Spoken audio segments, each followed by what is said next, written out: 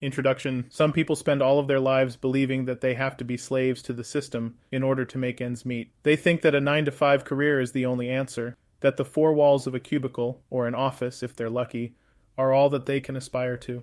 However, what many people don't realize is that the 9-to-5 career is only one of many paths to success. In fact, there is a more direct and efficient route to achieving one's dreams that can be gained simply by engineering a career and a lifestyle that is not run by the book, but rather takes into account individual interests, strengths, and weaknesses. In other words, instead of requiring the person to change aspects of themselves to fit the career, it is actually possible to mold the career to the individual and create a unique path to success. My name is mikeyperes. I am a serial entrepreneur who has founded and currently manages more than 5 startups. Yet, while most people find themselves constantly pressed for time and energy with just one job, I travel often. I work when I want, how I want. I find time to exercise. I give back to the community. I even sometimes work for free. And I do all of this with and because of ADHD. However, this book is not a success story, nor is it a book about ADHD or even disability. This is the story of how I gained confidence and learned how to overcome the limitations that were imposed on me. I was able to do this by operating off the well-worn path. I rejected classroom learning, showing up in class only for the final exams. I learned early on to take care of myself. While other teenagers went out shopping at the mall with their parents' money, I didn't accept a single dollar from my parents past the age of 16. Instead, I operated a computer repair shop out of my house. Later, the prospect of working a 9-to-5 job in a cubicle just wasn't an option for me. I credit my ADHD and the challenges that resulted from this disability with teaching me that in order to survive in this world, I had to engineer an innovative lifestyle for myself.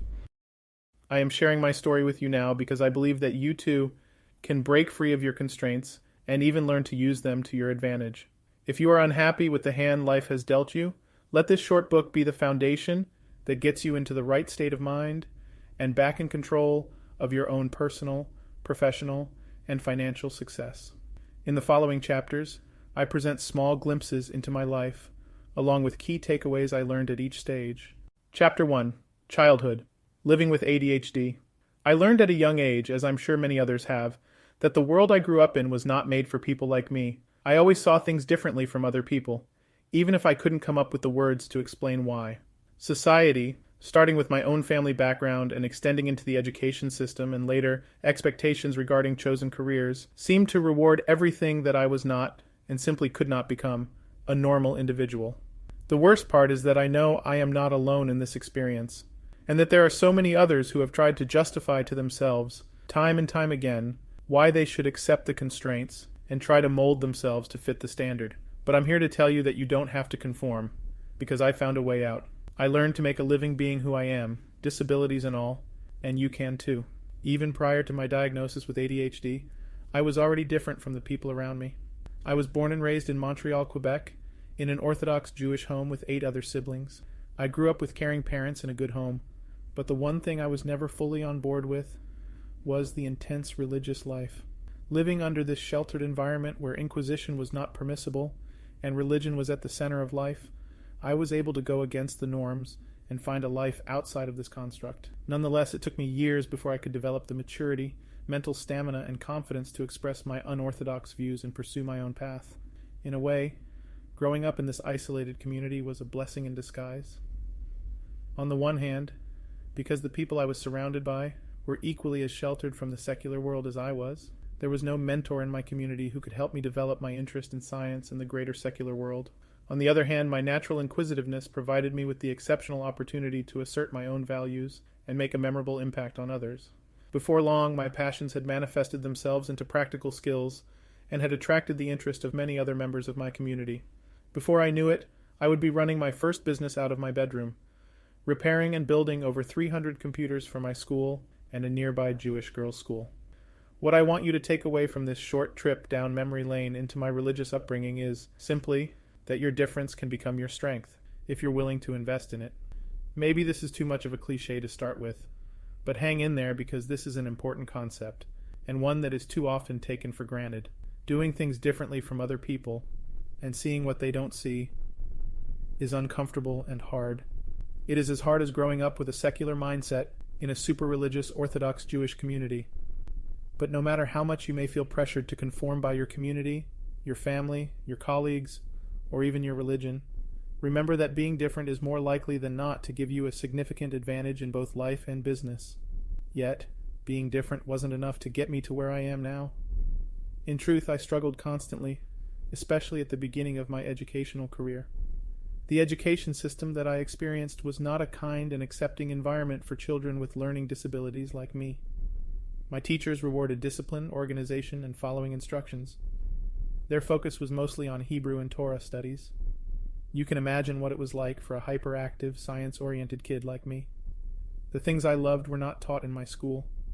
Not to mention that the way I thought simply wasn't appreciated. In fact, my ideas were outright discouraged. There was no way I could thrive in a place that wanted me to be everything I was not. I was 9 years old when I was diagnosed with ADHD, which is known in full as Attention Deficit Hyperactivity Disorder. The textbook definition of this disability talks about symptoms like loss of focus, hyperactivity, and acting impulsively. But these kinds of descriptions just don't do justice to the reality of living with ADHD. Physically, it was impossible for me to sit still and be in a classroom. I was in a zombie-like trance, cold and uncomfortable at any given time, and having heart palpitations.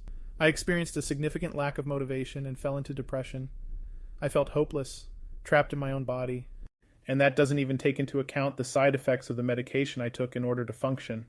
When I was in school, I was taking 90 mg of slow-release Ritalin per day. Ritalin, also known as methylphenidate, is a synthetic central nervous system stimulant that is typically prescribed for ADHD, WebMD.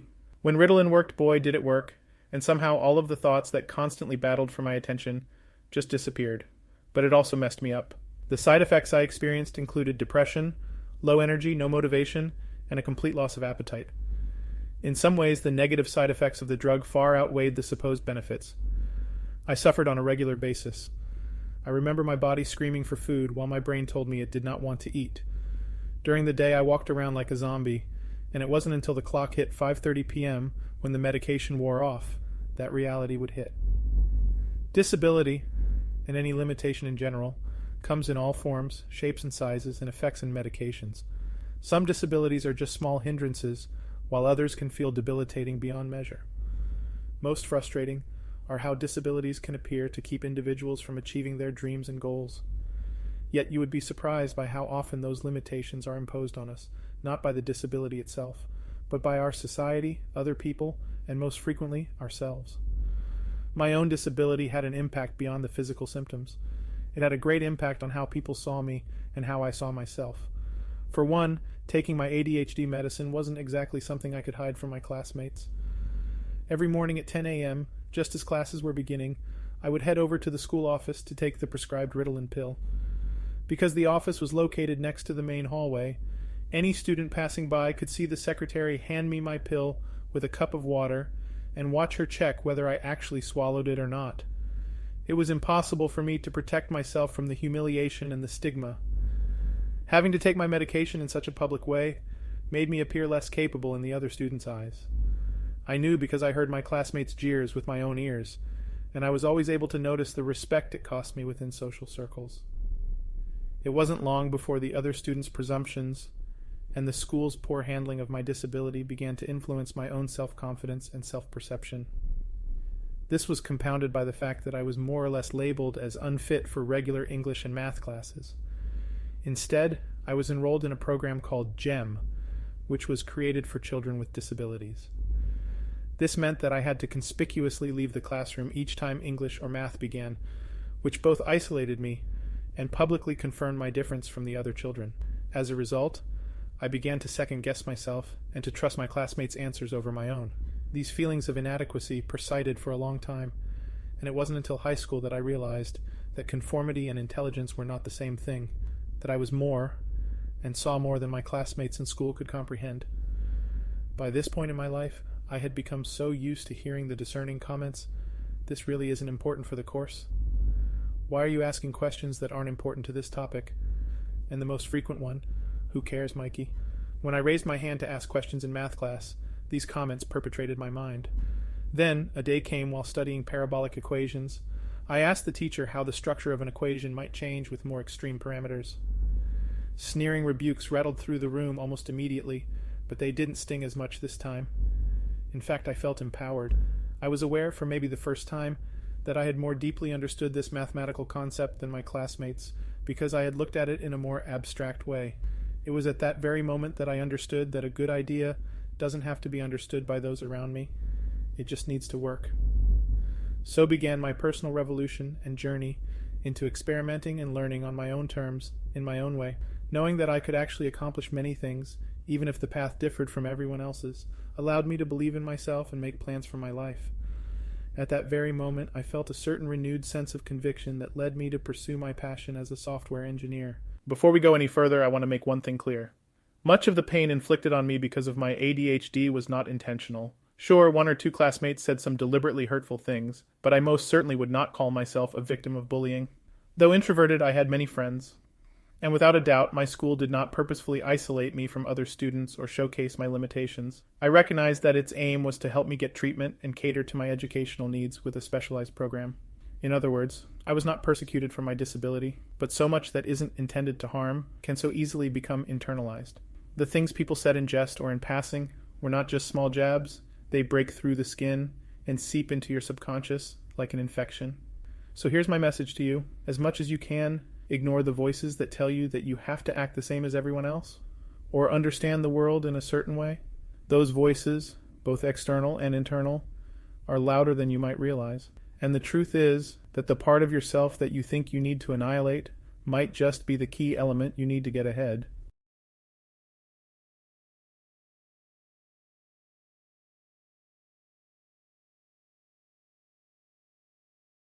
Chapter 2.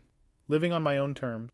The day I first realized that I didn't have to approach the world like everyone else did was the day I started living my own life. New opportunities seemed to open up around me. In reality, I was opening the doors myself, simply because for the first time in my life, I was coming to understand that I could be more in control. At around the same time that I entered high school and was just beginning to explore this newfound autonomy, wireless routers were introduced into the commercial market. Lucky for me, the early models of these wireless routers were equipped with a flawed encryption called WEP, which stands for Wired Equivalent Privacy. As a paper published by students at the University of California, Berkeley pointed out, major defects in the way the WEP encryption was built meant that it was fairly easy to penetrate those routers.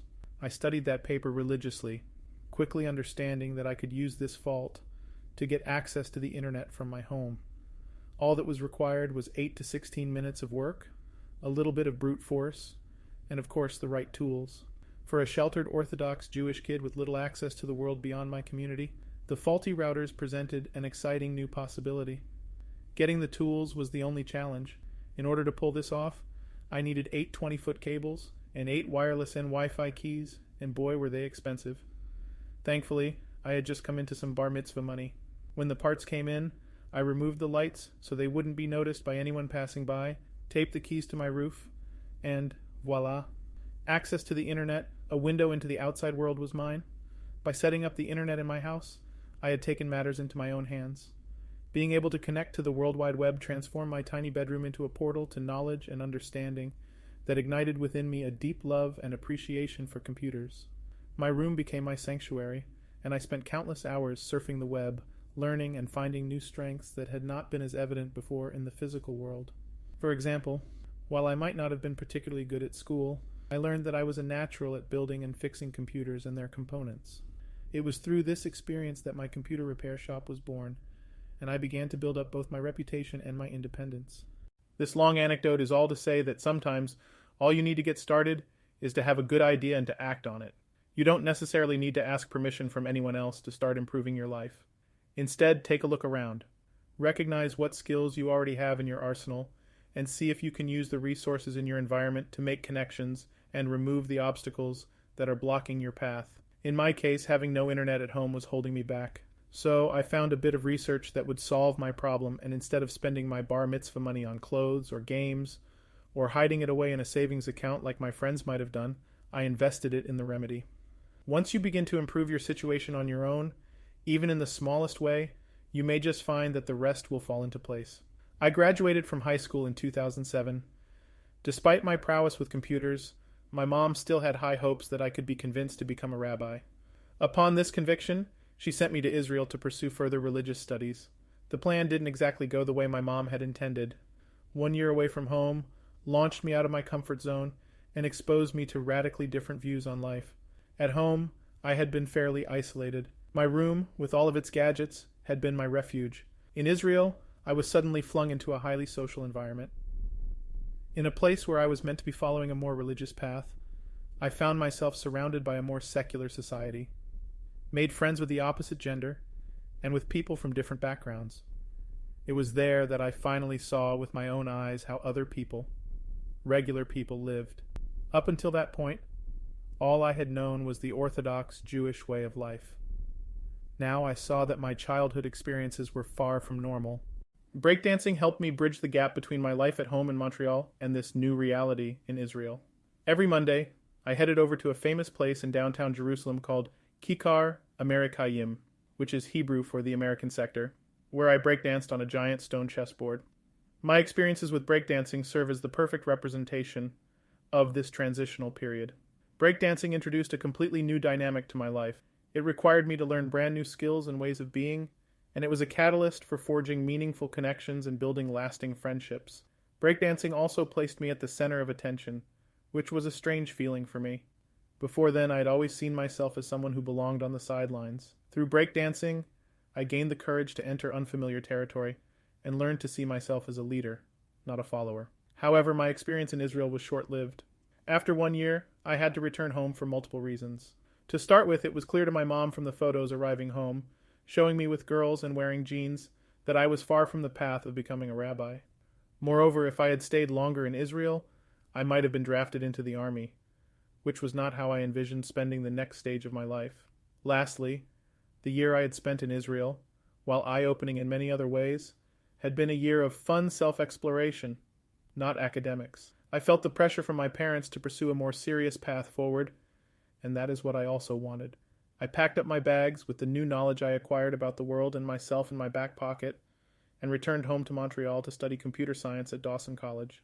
I left Israel with the sense that I had become more versatile in my talents. Because of this year away, I was able to develop the social skills that would later become crucial for the networking and management component required for running my own businesses. I also returned home more of a leader, having come to understand through breakdancing that leading does not mean being the best, but relating to others and cultivating a wider set of skills. It was clear to me then, as it is now, that we are only as strong as our greatest weakness. So, if you take anything away from my experience in Israel, it is that you should never turn down the opportunity to leave your comfort zone and develop new skills inside or outside of an academic environment. In Israel, I didn't become the best student, but I discovered how to walk and exist in many other ways. These lessons were just as valid as any of what I was taught inside a school. Nonetheless, I still had a lot to learn. Chapter 3. Relearning how to learn, rewiring my brain. The minute my plane touched down in Montreal, doubts about my ability to readapt to school after my year of so-called partying in Israel began to creep back. Thinking about re-entering academic life at Dawson College, I was unpleasantly reminded of my challenges in the classrooms of my childhood. This time, however, I wasn't going to let myself fall back into old habits. I was ready to be serious, and deep down I knew that I had what it took to compete in the academic world. While I was aware that I was behind many students my age, I wasn't expecting how much work was required to actually catch up to them. I believed that my fairly extensive experience with building computers would help me get a head start in this domain. Boy, was I wrong. Although my natural instinct for computer science offset some of my disadvantages, being able to recognize computer components and knowing how they fit together was far from enough. In fact, to my complete surprise, I knew next to nothing. With respect to knowledge and skill set, physically building computers had absolutely no common ground with programming. To add salt to the wound, the computer science course was notorious for having a 65% fail rate for the first year, and failing any course in my program meant losing an entire year. It was intimidating to say the least. Not only did I have to learn everything from scratch, but I also had to remain beyond cautious to avoid any slips in my grades. Despite its high fail rate, computer science wasn't even the principal bane of my college existence.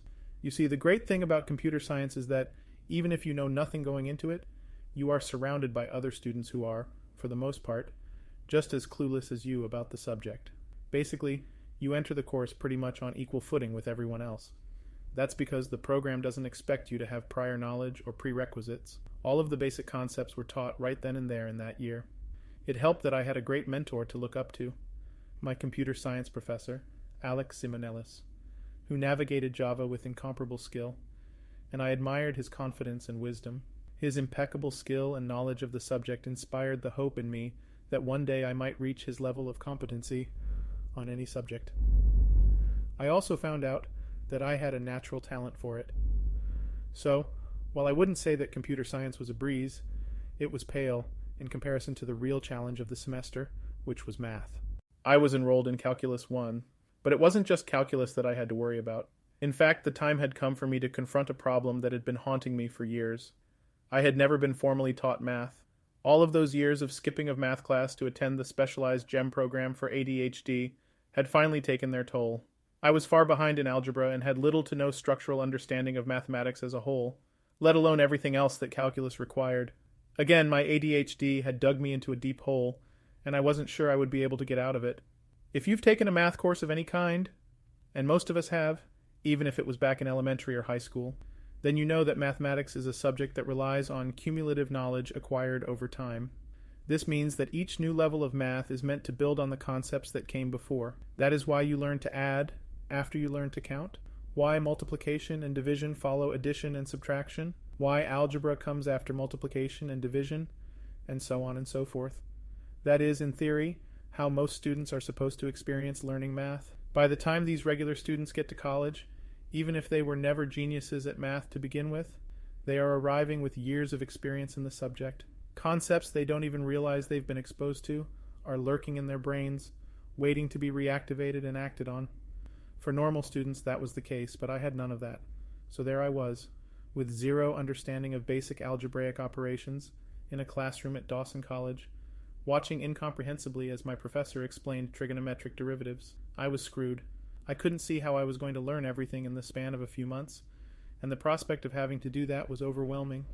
I was completely in despair. In an attempt to catch up, I began spending entire days in the library, struggling to absorb the basics. Every morning, I left my house first thing in the morning when Dawson's libraries opened and arrived home on the last bus, barely able to keep my eyes open, with my head swirling with a tangle of numbers and confused equations. Some days it seemed that my only interactions with friends or family was the food my parents left me outside of my bedroom door to take the following day to the library. The carefree days of breakdancing in Israel only a few weeks earlier felt like a world apart. I considered quitting. I had every reason to. Looking back on my life, my religious upbringing, my very frugal education, my aggressive ADHD, the 1-year gap I had spent in Israel, it would have been easy for me to throw my hands up and decide that I wasn't going to make it through Dawson's computer science and calculus 1 courses. I grew up being told that Jewish people are smart because they study God's Word, that hours of Bible studies are the way to get ahead of everyone else. But here I was, staring down the hard truth, seeing all of my deficiencies and the problems with my background, and contemplating what seemed like an impossible future. I didn't know it then, but this would be a major turning point in my life. In the end, I didn't give up. Instead, I would soon find out that, even with all of my shortcomings, I not only had what it took to pass those courses, but to master them. I would even come to love these subjects over time. I just had to engineer a solution for myself first. Enter Simon Laboot. Simon was 2 years younger than me, but worlds ahead in so many ways. At the age of 17, having just graduated high school, he was something of a mathematics prodigy, an expert in calculus 1 and 2, as well as multivariable calculus, linear algebra, physics mechanics, and electricity and magnetism. He walked into my life like an answered prayer. I hired Simon to be my tutor, paying him for his time several hours a week with the money I made through a side gig. While I met with him at different times, he was mainly available on weekends. This created a somewhat awkward conflict, as the day we would often meet, Saturday, was Shabbat in my community. During Shabbat, the day of the week during which Jewish people traditionally observe a day of rest, the members of my community were practically Amish for 25 hours. On those days, I was forbidden to do any work and couldn't be seen leaving my house with a school bag or cell phone. So, meeting with Simon to study required a little bit of carefully maneuvering around the rules. On Fridays, I hid my clothes in a nearby park, or somewhere outside my house, and the following day, I'd tell my parents that I was going to see a friend. On the way, I would pick up my clothes and take a discreet route to a coffee shop outside my community. There I would change, and Simon would meet me with his laptop, notes, pen, and paper. Each session with Simon was an exercise in information overload. He drowned me in knowledge and drilled equation after equation into my brain to catch me up to speed with everyone else. Simon was sharp and honest with me, and day after day he pounded away at my weaknesses and shortcomings. He wasn't shy about telling me what I needed to hear, and he had my full attention. Every time I met with Simon, I would leave feeling mentally exhausted. Some days the sessions went on for so long that I started missing afternoon prayers on the Sabbath. My mom began to suspect I was not at a friend's house as I claimed, but little did she know that all I cared about was school. Simon's help and the long hours I spent in the library began to pay off. I had also stopped attending classes upon the realization that I was not going to get anywhere if I spent my days in a large room with 100 other students, listening to professors lecture on concepts I could learn more efficiently on my own. It was also no use fighting with my ADHD. I was who I was, and the classroom simply wasn't designed for me. Instead, I asked my friends to loan me their notes, and then met with Simon or worked through them on my own. By using these strategies, I found that my grades only kept improving. I passed every one of my courses, computer science and calculus I included. It felt amazing. I had never worked so hard for anything in my life, but the experience opened my eyes. Now I knew how much I was truly capable of accomplishing in a short period of time. That first semester at Dawson College taught me the key to success. Don't give up. Parts of Dawson, especially at the beginning, included some of the darkest moments of my young adult life. It was often hard for me to imagine passing any of my courses when it was clear I was years behind everyone else. Many nights I came home on the last bus, wondering whether I had learned or accomplished anything that day, despite poring over books for hours in the library. Studying also meant sacrificing time with family and friends, a drastic change, of course, after the socially active lifestyle I had enjoyed in Israel. But these dark moments also led to striking revelations. I realized that what I needed was a tutor, not a professor's dull recitations of complex and abstract concepts to a lecture hall full of people. Time became a precious asset. Knowing all I could learn and do in just a few short months, I began to see time as a valuable type of currency, and I began to use it in that way. I also came to understand that an unfair playing field isn't a good enough excuse to give up. Instead, it presented an opportunity. When the odds were stacked against me, I chose to hunker down and hone my skills. Re-emerging from this trial many months later, I was a completely different person, with the skills, mindset, and grit to outcompete those around me. I had undergone a complete transformation from the breakdancer yeshiva boy of only 6 months ago. The years passed in a blur of consistent academic achievement after that, and soon I was in my senior year of college. The size of my classes had shrunk from over 100 students to just under 15. By this time, I was confident about my abilities to learn the material on my own. I had mastered all of my math courses, including calculus and linear algebra, and defeated the demons that had plagued me ever since my childhood. However, my strategy of missing class and only showing up for exams had begun to wear out. In fact, the dean even made me sign a contract saying that I would attend my courses or be kicked out of the classroom.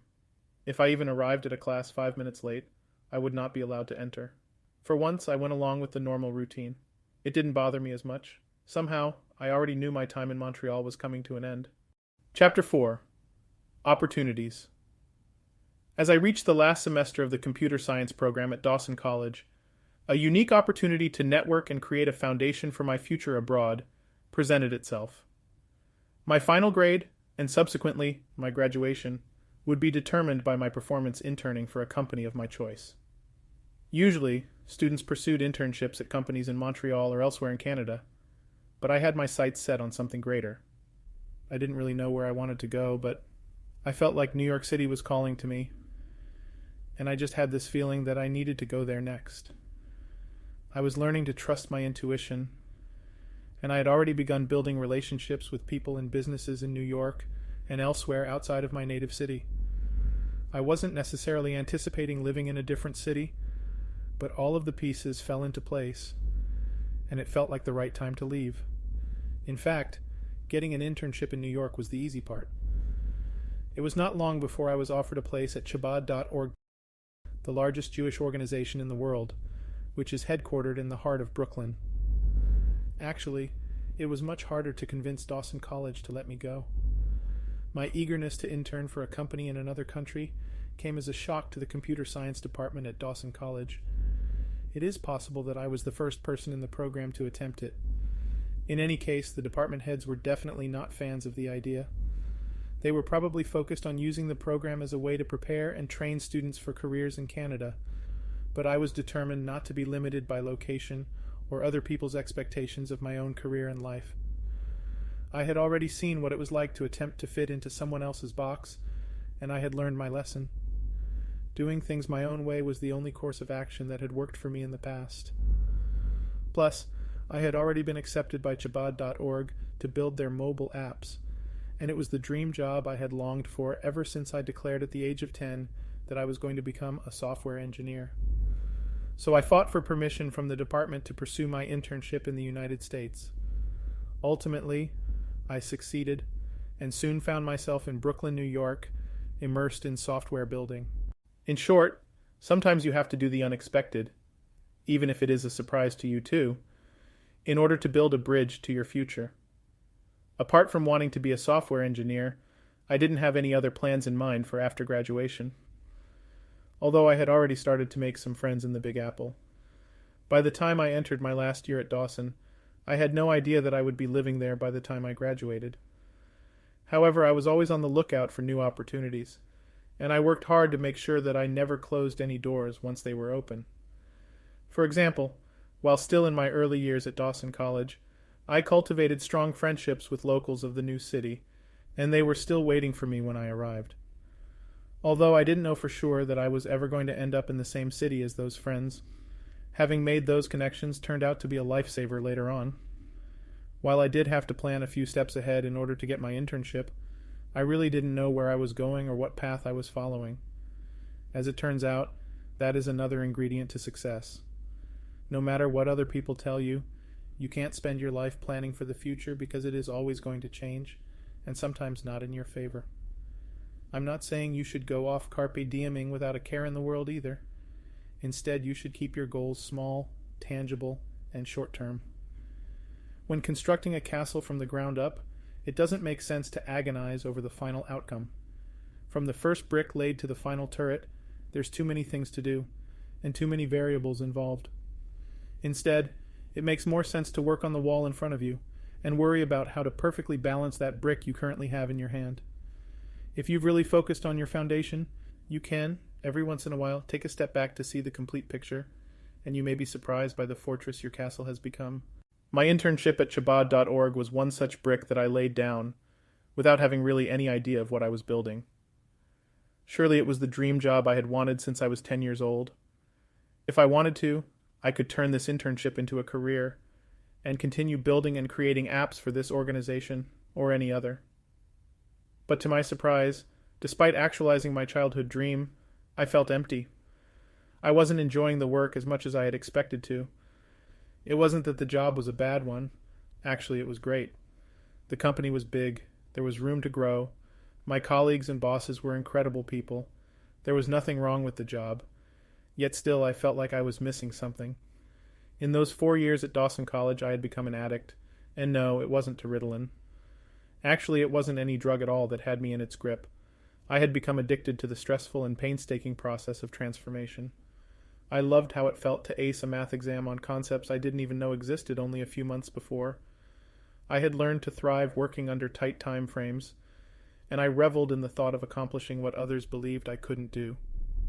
Consequently, when I made it to Chabad.org, where the deadlines were reasonable, the work predictable, and the objectives were within easy reach, I simply couldn't get comfortable.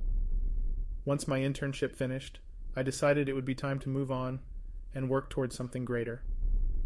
Even so, I am grateful for my time at Chabad.org, as it opened the final door I needed in order to graduate from Dawson College. Chabad.org also showed me that while I loved computer science, I couldn't see it as my long-term career. In addition, the time I spent away from school during my internship led me to realize that I was still hungry for a bigger challenge, and that I wasn't ready yet to enter the workforce. So, I did the one thing I feared most.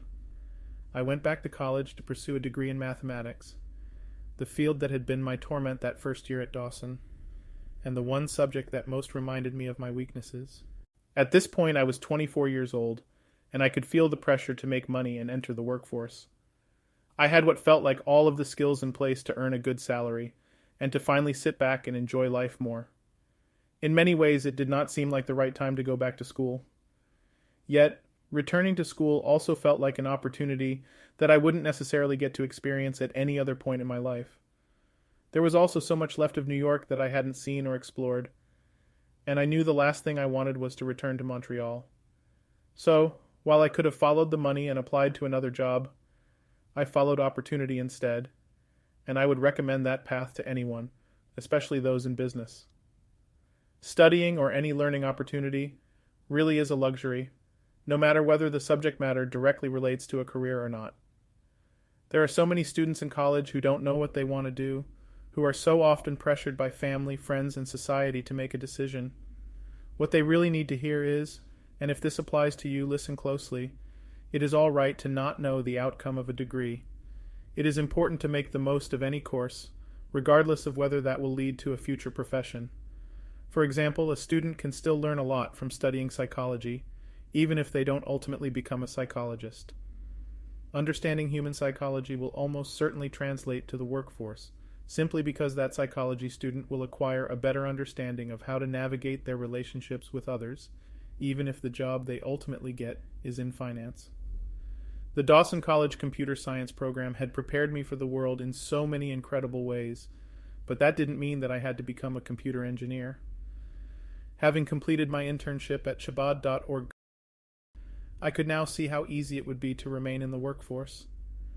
But even though I had a chance to make more money, I also had the unique opportunity to continue learning and to truly master mathematics, once and for all. I had come to a fork in the road, and it was now or never. Yeshiva University is located on the Upper West Side of New York City, and that was where I decided I needed to go. My parents were at a complete loss. From a financial perspective, enrolling in YU made little sense. The difference in the cost of tuition for attending a Canadian university, especially for residents, compared to a U.S. school was astronomical. Moreover, apart from the cost of tuition, I would have to pay for housing, food, and other expenses, all of which were above my means in New York City to begin with. In short, my family thought I was living a fantasy if I thought I could attend a university there. With no support from my family, who urged me to apply to universities in Montreal, I took matters into my own hands. After multiple attempts of trying to arrange a meeting with an YU advisor, only to find that they were all completely booked up, I set out one morning and caught the train up to 185th Street, determined to speak in person with an advisor to find out how I could apply. I showed up outside the door of one advisor's office. He was clearly busy and not very happy to see someone without an appointment, but I insisted. At first, he dismissed me entirely and told me not to even bother applying, as I hadn't even taken the SATs. Shortly after, he asked me to leave as he had another meeting to attend. I left his office, but I did not leave the building. I wasn't going to give up so easily. While he had his meeting, I waited in the hallway until it was over, and then entered again. Although he was a little annoyed, he finally agreed to hear me out. What the advisor told me that day changed my life. He made it clear that if I was going to get into YU, I had to apply immediately. I also would have to take the SATs as soon as possible and receive high scores, especially in mathematics. The doubt at my ability to accomplish any of these tasks was etched plainly on the advisor's face. But he did tell me one thing as I left his office that day. "I don't know what you'll do with your degree exactly," he said, "but I promise you one thing. You will graduate as a scientist or an engineer." Those words sent an electric charge through me. The future was within reach. I could do this. As soon as my meeting with the YU advisor was over, I rushed to the nearest computer and registered to take the SATs in a local high school at the earliest possible date. Most people spend their entire high school experience preparing for this college entrance exam. I had 2 weeks. It was exhilarating. I was back in the trenches studying as hard as I could in very little time, and I felt like I was exactly where I belonged. When the results came back, I found that I had performed exceptionally well, especially in mathematics. Once I knew I had met the SAT requirements, I applied to YU right away. The enrollment officer who I had spoken with earlier took my case and he asked me to meet him again, awarding me with a scholarship to attend the university. I couldn't believe it. Life had given me a way forward and I was going to make the most out of this opportunity.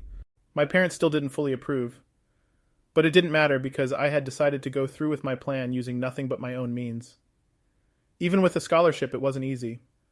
I was barely able to afford rent to start with.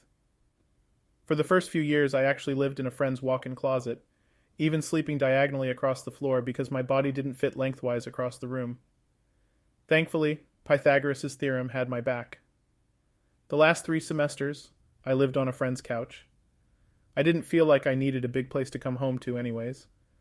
Just like at Dawson, most of my days and nights were spent at the library, and I regularly fell asleep in the study lounge. This happened so often that it became a game for the other students to find library boy sleeping around campus. I didn't have much of a budget for food either, and so I practically lived on cans of chickpeas and a few other basic foods. It doesn't sound great, I know, but those were some of the best years of my life. My future was in my hands, and over time, even though I refused to do things their way, I want my parents' respect in the end. Yeshiva University was without a doubt much harder than Dawson College. My new mathematics courses were much more intense than those I had taken for computer science, and my classmates were extremely intelligent, well-educated honors students, but I enjoyed the pressure.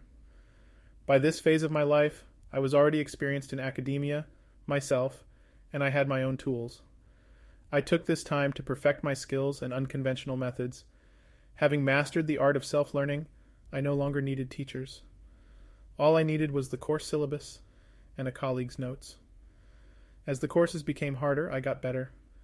Ultimately, I graduated with a degree in mathematics and strong grades from all of my years at YU. More importantly, I fell deeply in love with math.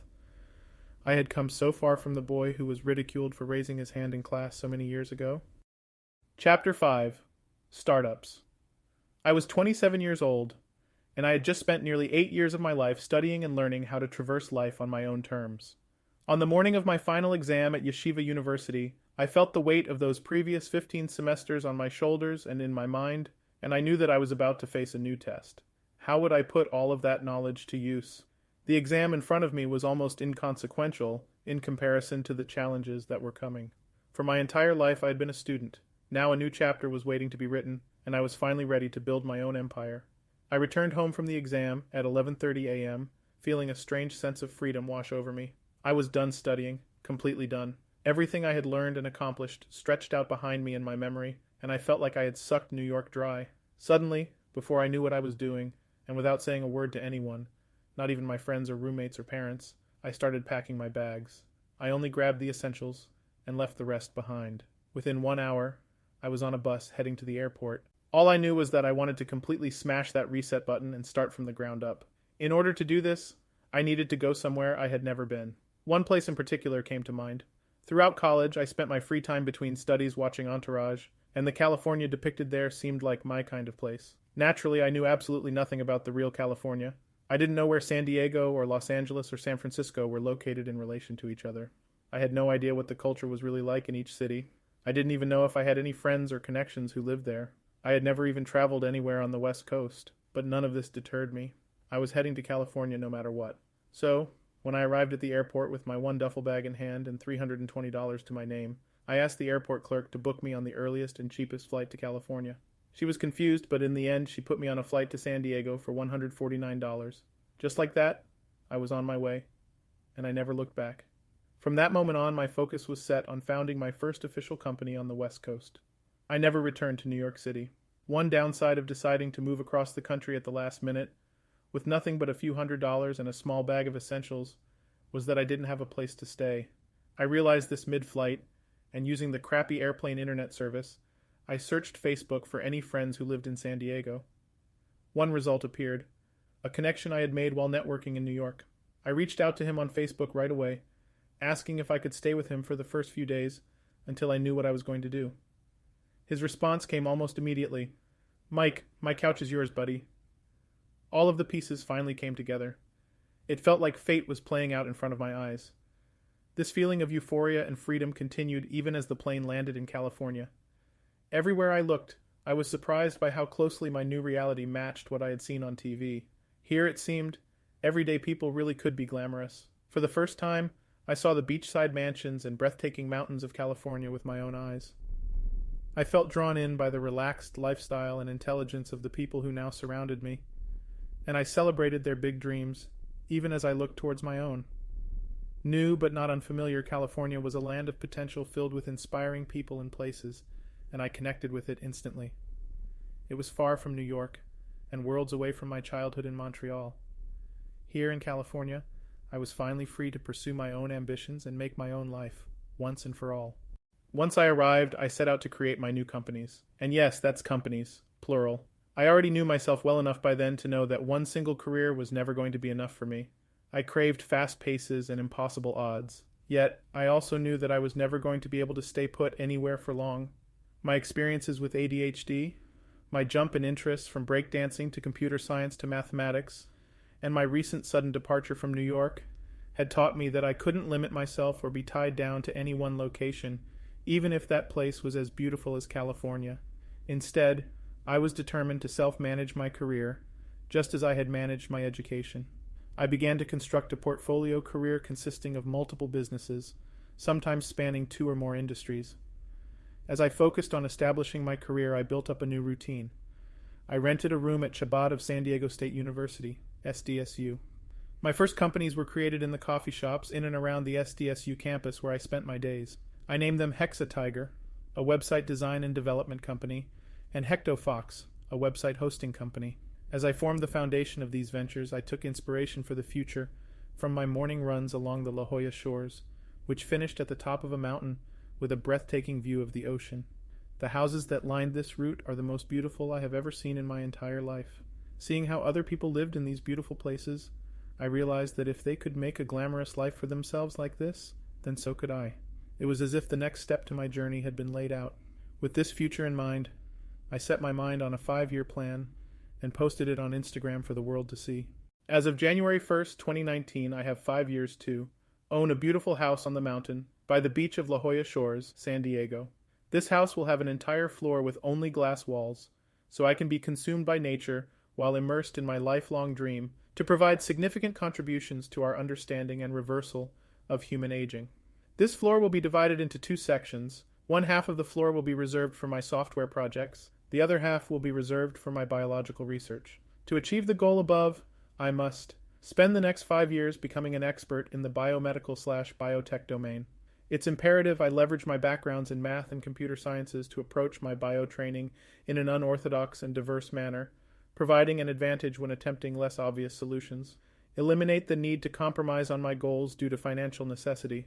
This requires that I create well-established, self-sustained businesses where I can achieve reliable income with minimal effort, allowing myself to effectively apply my time and effort towards my scientific goals. Build up my brand and network so that I can have valuable resources at my disposal.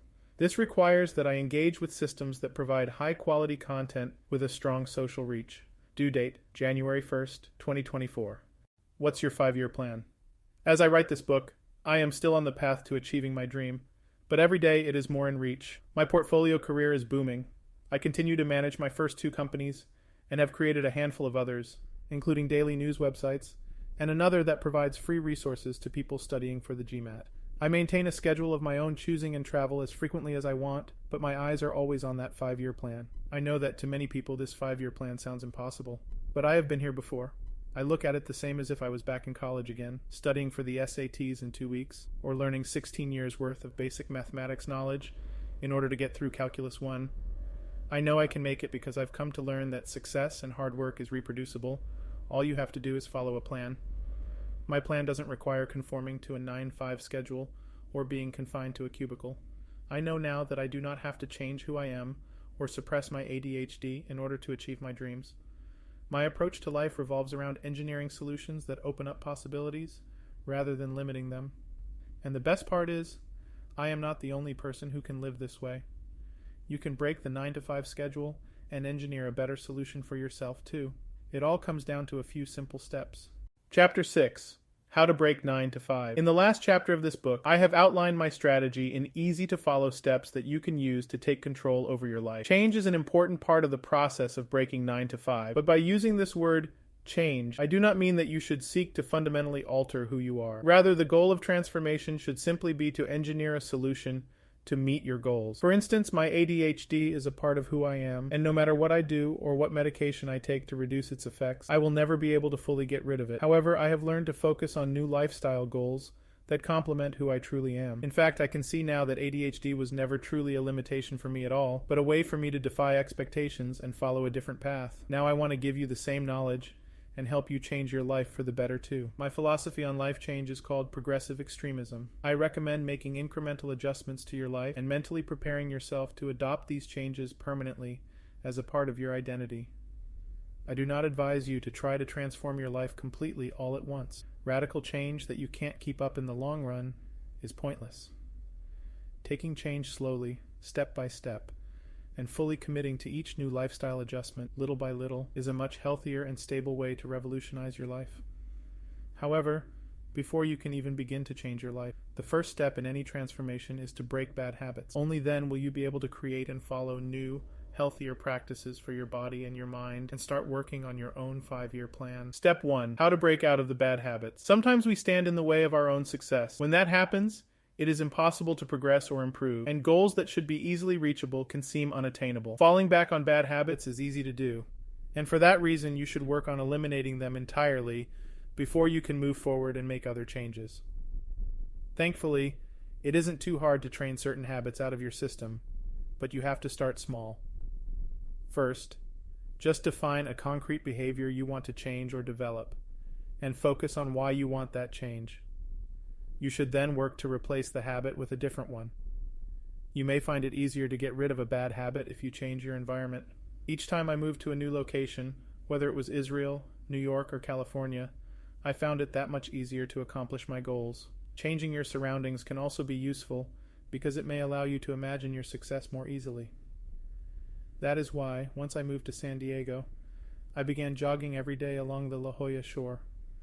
As I ran, I looked at the gorgeous mansions that I was passing, each one more beautiful than the last, and I urged myself forward and psyched myself up by imagining myself as the owner of one of them. I can say from experience that visualizing yourself succeeding is a powerful motivator.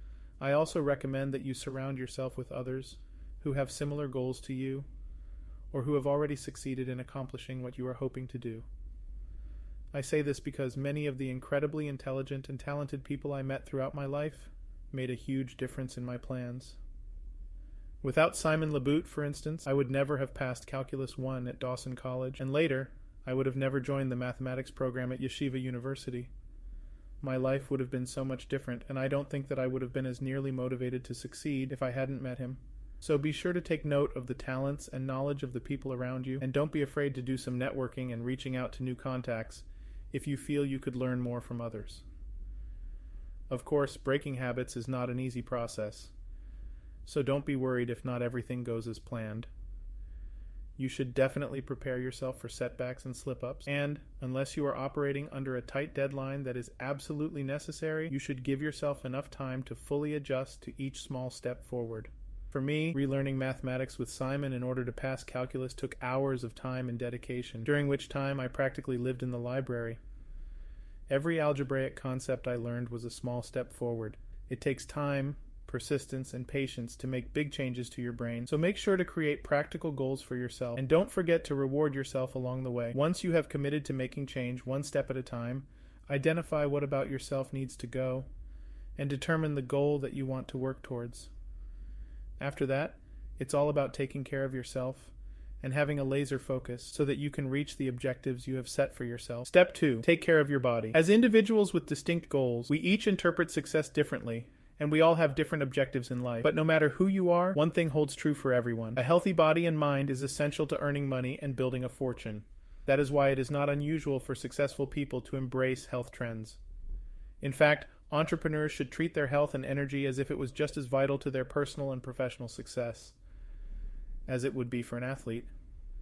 Because the truth is, maintaining good health is a fundamental, but often overlooked factor when it comes to achieving our major goals and dreams, even if the path of getting there doesn't appear to directly relate to physical strength, stamina, or the quality of the food you eat. As with any goals, you should create clear milestones for yourself when it comes to eating, sleeping, and exercising, and your progress should be easy to quantify and track. Part 1. Start eating healthy foods. Before you make any changes to your eating habits, it is crucial you explore the different options available to you until you find one that you can commit to following. Keep in mind that whatever change you make, it is unrealistic to do overnight. It's also okay to change course if the eating plan you have chosen is not working. However, you should maintain guidelines for a healthier, more nutritious diet you can stick to at all times. You may have already heard of different diets: paleo, Atkins, and low glycemic index. Each one follows different trends. To be honest, you actually don't need to go all out and pick a diet per se.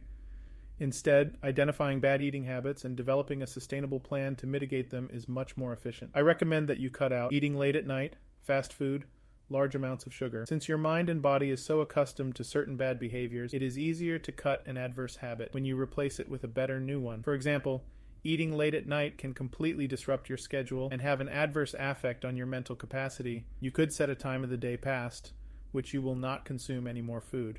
To do this more effectively, time your meals and design them in advance.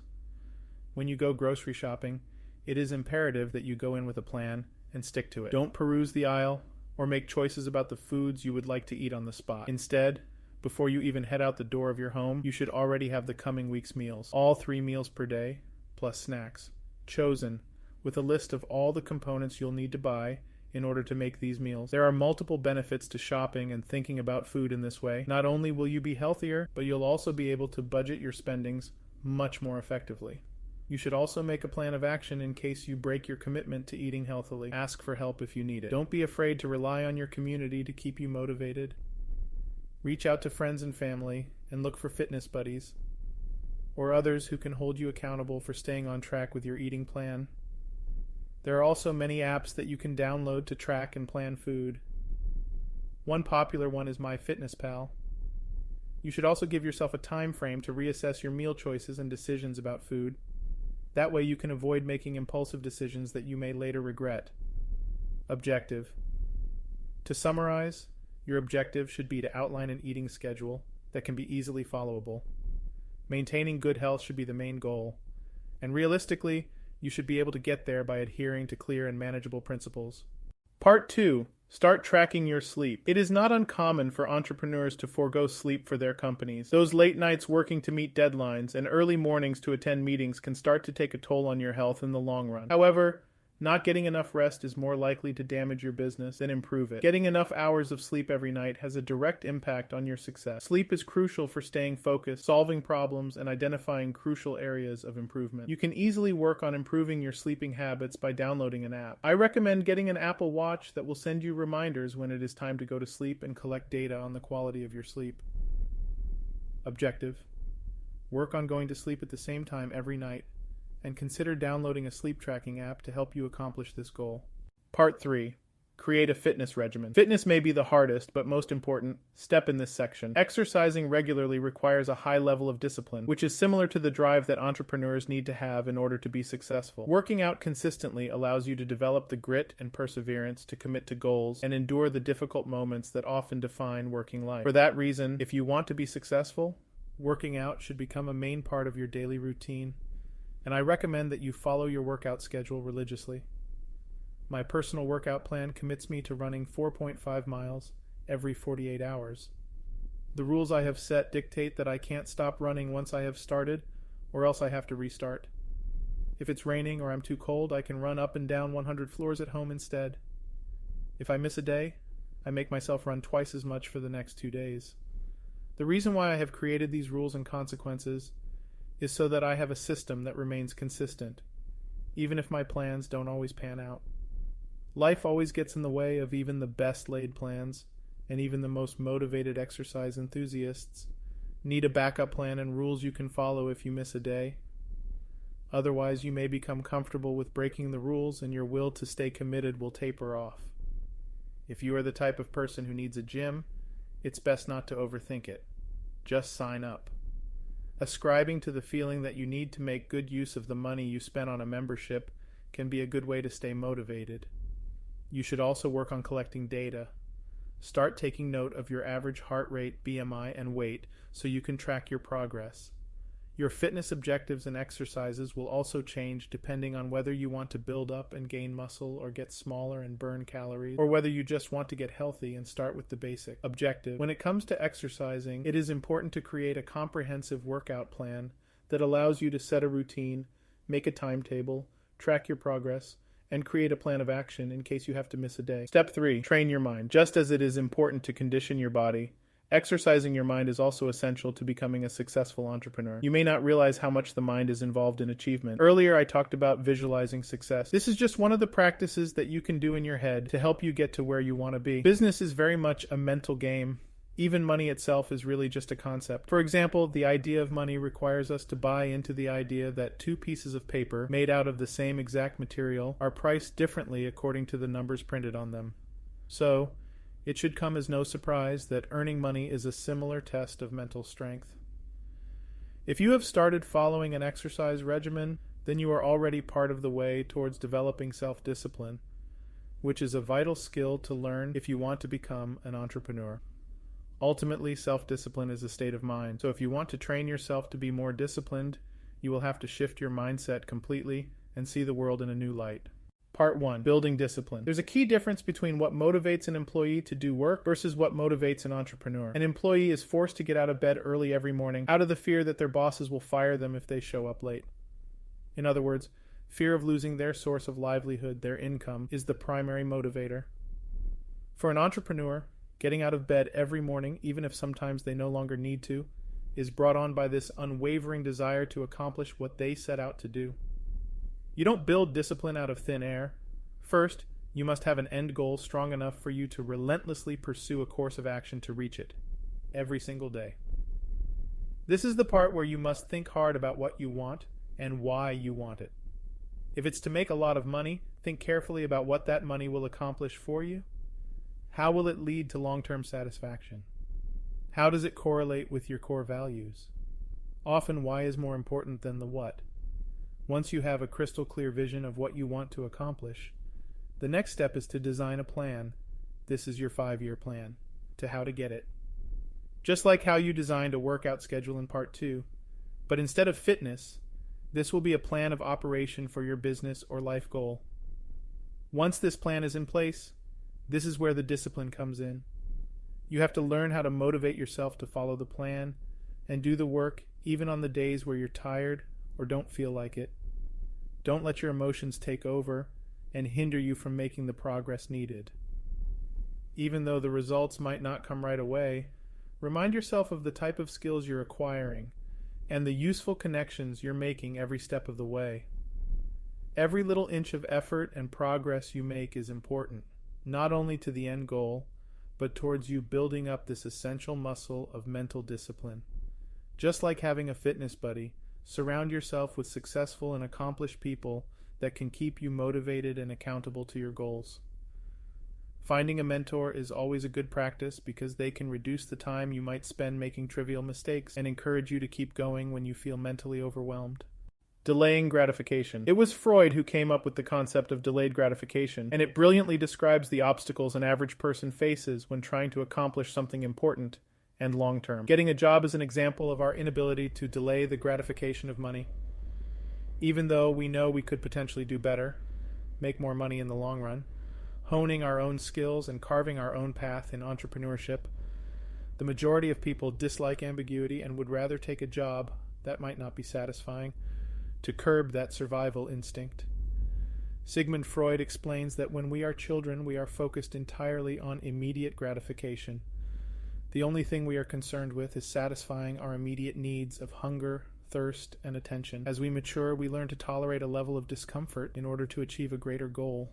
The survival cost issue. This is where the survival cost problem comes in. How can we efficiently allocate our material and mental resources so that we can begin to focus on what's important to us and what will help sustain us in the long run? Think of necessary costs like food and rent. Then think of the things we spend on that aren't crucial to our survival. How can you lower these costs so you aren't stuck doing the menial tasks and labor that are required for you to sustain yourself? Once you figure this out, you will have freed up the time and mental capacity to focus on honing your craft and building your future on your own terms. Part 2. Building the foundation. With the freed up time you have, focus on leveraging a skill or strength to build something of value for other people. Irreversibly in business, when you add value to others, you are ultimately building value against your own company/name/brand. If you already have a technical skill, that's a great place to start. If you don't have one from the get-go, pick a skill and spend 6 months mastering it. Once you have this, you can start devising ways to make money from this skill set. I started with web design and site hosting. Once I got the client in the door, I only profited a few dollars in the beginning. But once their servers were up and running, it allowed me the time to reinvest in hosting multiple clients at the same time. This would eventually build the sturdy foundation that was needed for me to reallocate my attention in building my other companies.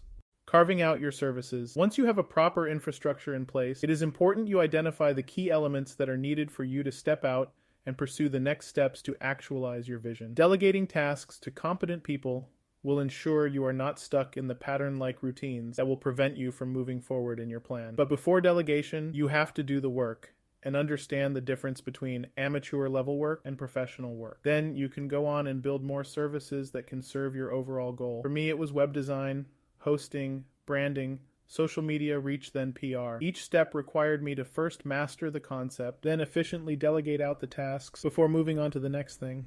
Don't get distracted by money. It can be easy to step into the trap of looking for the quickest way to make a buck. This is what most people fresh out of college do. The system is backwards. Rather, you should focus on honing your skills, leveraging that to create consistent cash flow, then focusing on building your passion and making money from it. Most people give up their dreams in pursuit of the idea of making money right from the start, without realizing that this may be a deterrent to living their most productive and fulfilling life. Focus on how you can gain the most amount of value from the skills you are offering. This might mean sometimes you have to do work for a lower cost, or even for free just to get the first clients in the door. When I did free work, I intentionally looked for notable figures or folks who had high traffic sites in an attempt to build a relationship outside the context of money. For example, I would look for a high traffic site for a fairly popular brand with a poor website. Unfortunately, there were no shortages for these sites. I would then build a well-coded skeleton so I could quickly hammer out basic yet custom e-commerce sites quickly.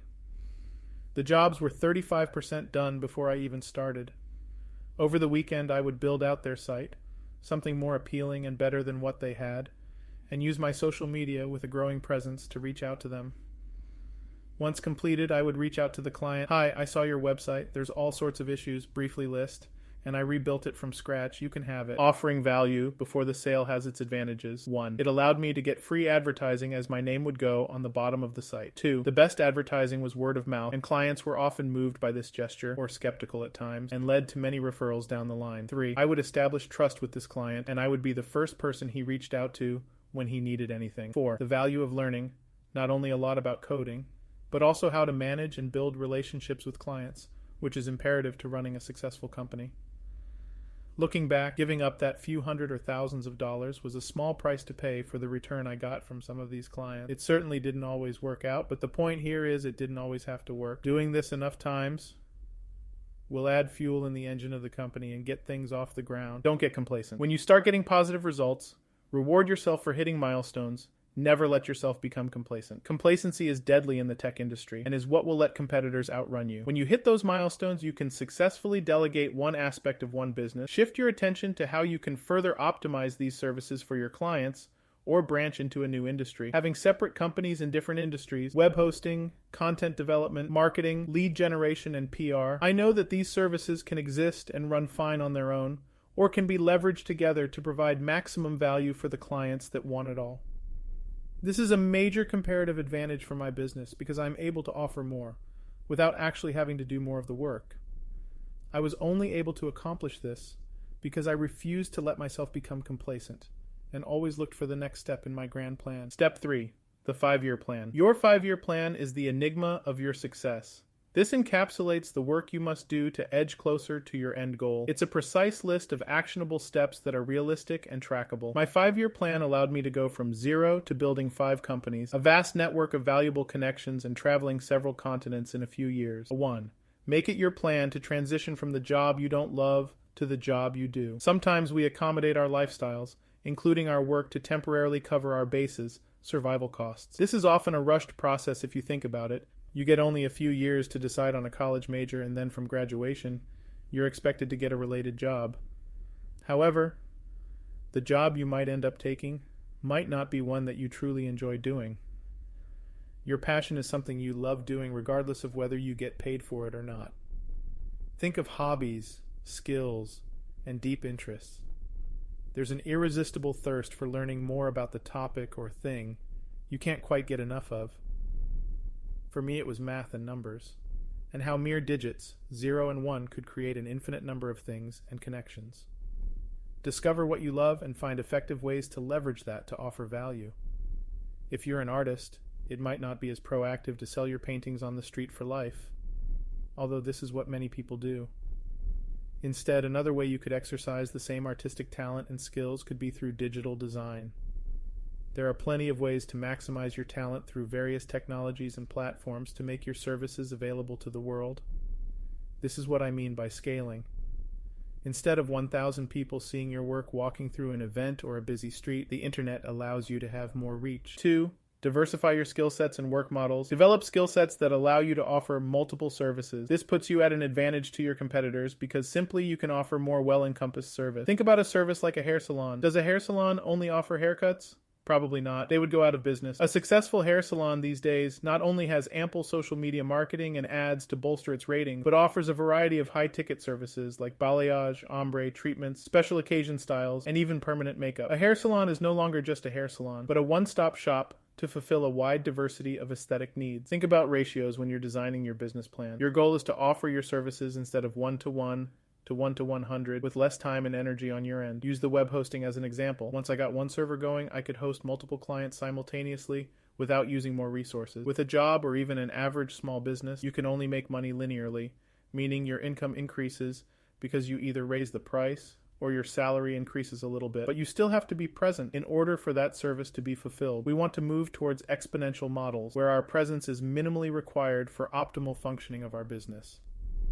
Our client base grows and is sustainably serviced, so our attention can be directed to scaling the company instead of the day-to-day maintenance tasks.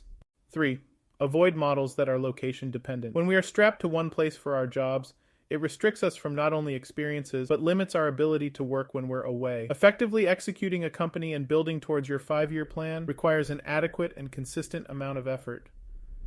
With flexible hours, you're more capable of controlling your own schedule and building work around life and fun experiences like traveling and seeing the world if that's something you desire. 4. Focus on scaling up. The plan should be formed with scaling in mind. This looks like building systems that can run sustainably on their own. Once you're aware of your technical competencies and where and how they can be leveraged to offer value, the next step is hiring competent people to do the jobs. Better yet, people who have adept management capabilities to help you run those systems efficiently. Your role should be reduced to only the important things that require you to sign off on. Once your time is relieved from the day-to-day tasks, it can be reallocated to building more teams, exploring expansion opportunities, effectively elevating the company to the next level. The point here is, once you get to this point, you are now in the steering seat of your life. You can decide what your job is, and it doesn't have to be tied down to one occupation, one location, or even one industry. You become, in some ways, limitless. I will discuss more specific techniques on building and scaling a company in my next book, Breaking 9 to 5. If you wish to learn more about building systems and achieving freedom in your life, I highly encourage you to check it out. Conclusion. If you made it this far, I'd like to applaud you for your interest in my journey. My story felt shorter than it was, and to be honest, all the long hours and hard work I put into overcoming my perceived limitations and actually using them to my advantage had blessed me with a well-rounded and diverse worldview of what it's like to overcome what felt like the impossible. I wrote this book hoping that people can see that their weakness or limitations do not have to stop them from achieving great things, nevertheless, their dreams. I graduated with 2 advanced computer and math degrees with a learning disorder. I built and am in the process of scaling 5 companies while exploring different parts of the world to my heart's content. This is a piece of my dream that I am truly humbled I get to share it with you.